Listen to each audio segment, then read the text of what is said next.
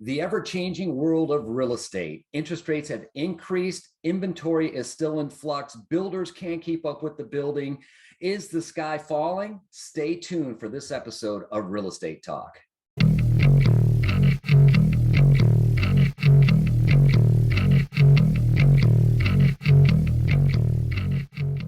Hi, everyone. This is Troy Sage, your host of Real Estate Talk, and it is the end of March 2022, and interest rates have increased.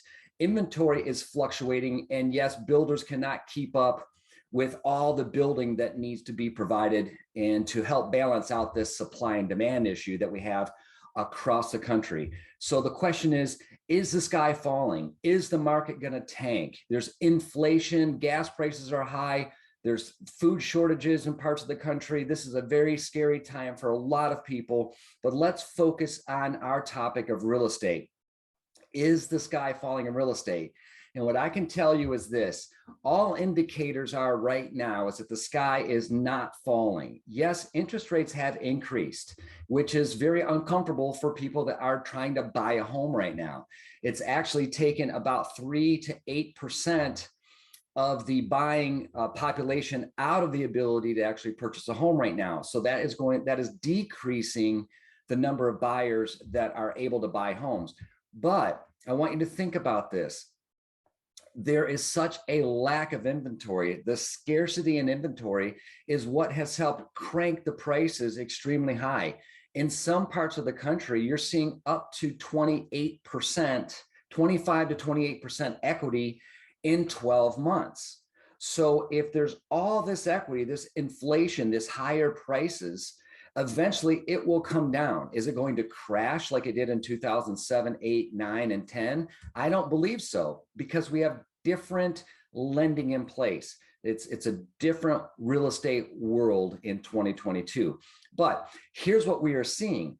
We are seeing, especially in the seasonal states, the colder states where not as many buyers are looking to purchase homes in the winter months, we're seeing that seasonality is starting to start its engine. Sellers are now starting to put their homes on the market, which is increasing the inventory, which is fantastic, because our appreciation rates are through the roof and our absorption rates are insane. Meaning this, there is not enough inventory to sustain the demand right now. For example, in the Frisco, Texas area, they are still receiving anywhere between 20 and 25 offers per home when it hits the market. That's still saying it's a seller's market.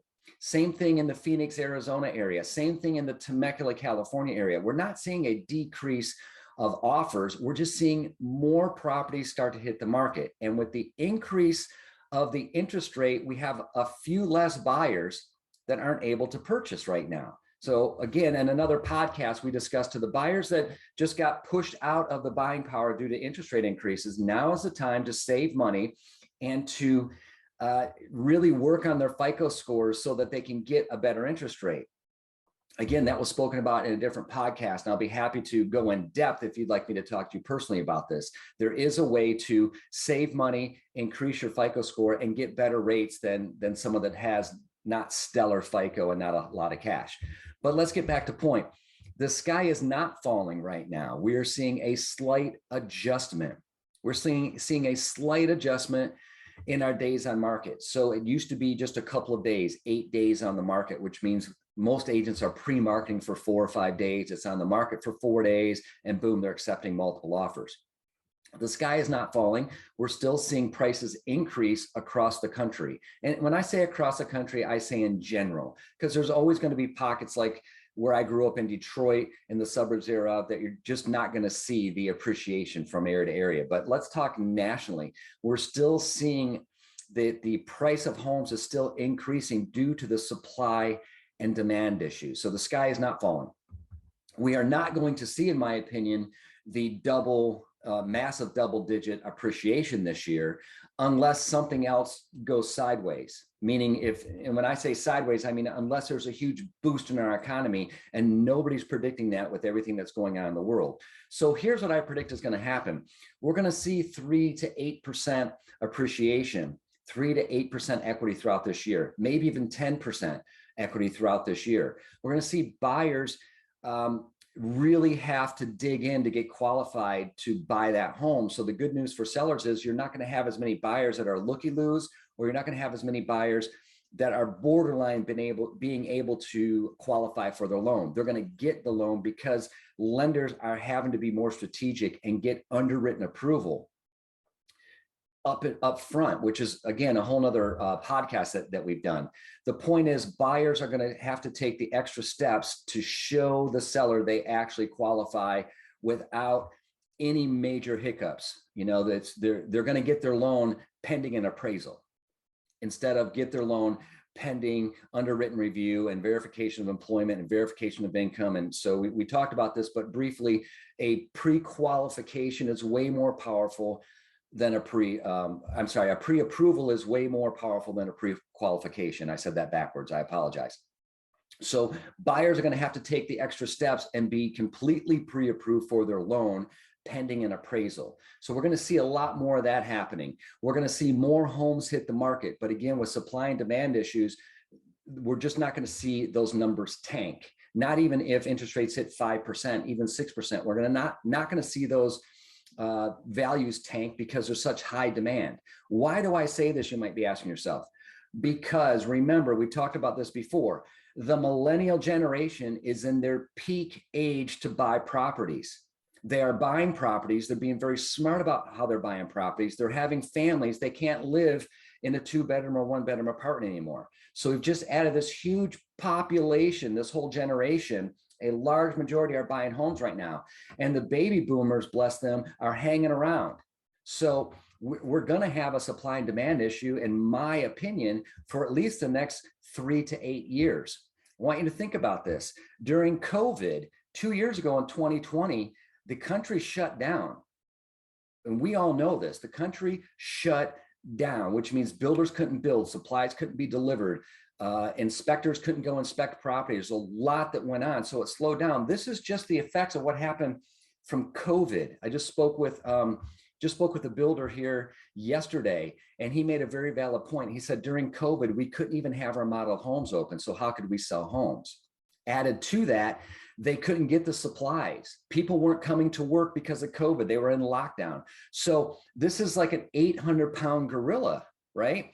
That we've got to get this churning and burning again to get these homes built. And we're just now seeing the builders have the ability to turn up the gas and start building more properties. As we're seeing more properties being built, we're seeing more people wanting to buy homes, which is adding to that supply and demand stress. Builders right now across the country are anywhere from 8 to 12 months away from giving someone keys. Meaning this, if you want to buy new construction right now, you have to get on a waiting list most of the time, or you're going to be in an auction type position, or you're going to be in a position where you find a builder that is going to start building a home in the next 6 months, and it's going to take them 3 to 4 months after they start the process to actually build the home. So if you're looking for new construction, have a long-term game plan. On resale, homes are hitting the market and they're selling really fast. So let's go back to my point. Is the sky falling? No, the sky is not falling. What's happening is the market drives prices. The market is starting to tighten its belt a little bit. So we're getting more inventory. Thank God we're getting more inventory, but interest rates have gone up a little bit, and that is just equaling out the position we're already in. So we're still getting added value to every home in which we sell. Even the homes that need to be fixed, even the homes that are tore up from the floor up, I call it.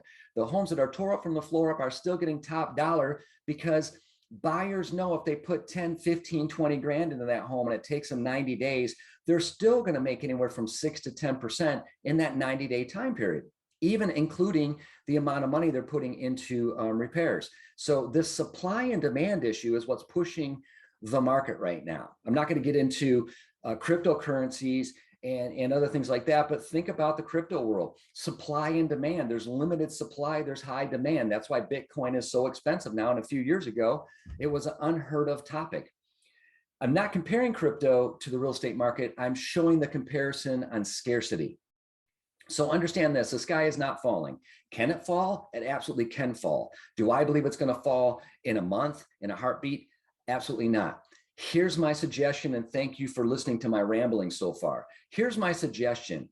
If you are going to need to sell your home, whether you're an investor and it's time to cash out because you have so much equity, or you live in your property, it's owner occupied, and you need to get to your next destination, whether it's move up, move down, or a transfer, talk to a professional, get the real numbers, understand what's happening in the market right now. The better educated you are as a seller, the better results you're going to get when selling your property. Same thing with the buyer. If you're thinking about buying a home, this isn't the same as buying a car where you can pull into a car lot, talk to a salesperson, and drive off with the car. You have to have a strategic plan. Buying or selling home should be a 30 to 90-day game plan. So if you're just now thinking about buying a home or selling a home, now is the time to reach out to a professional. Get the numbers. What's the home worth?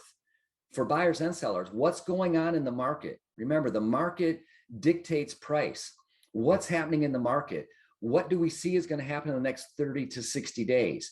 What is the process you have to go through as a buyer or a seller to be prepared when you find that home that you want, or the home that you're selling? When it's time to pull the trigger on either one, you've got to be completely prepared 100%. So number one thing is reach out to a professional that's going to run these numbers with you. And don't feel obligated, that you have to do something right now and then. The most successful people I know in real estate, meaning buyers and sellers, investors, first-time home buyers, and people that have bought multiple homes, they have a game plan. Buying and selling a home should not be a completely emotional situation. It has to be well thought out, because as a buyer, you don't want to overspend, but you don't want to miss the market. As a seller, you don't want to price too high and you don't want to miss the market. So be realistic with what your goals are. Speak to a professional, speak to a really good lender that's going to be able to direct you in the lending process, and speak to a highly trained real estate professional that's going to show you the real numbers, going to show you how this works. I have other episodes on what realtors should do regarding how to pre-market a home, how to get a home sold quick for top dollar, et cetera, et cetera. I'm not going to get into that. But I will say this, if you are a real estate agent and you're listening to this podcast, now is the time to dig deep and get extremely educated. A lot of real estate agents get in this business and it's a get rich quick thing in their mind, and it's not. I've been in the business a long time, and the better educated you are, the more educated that you can make your clients, the better the process is. So let me repeat that. The more educated you are and the better you can educate your clients, buyers or sellers, the better the process is for them.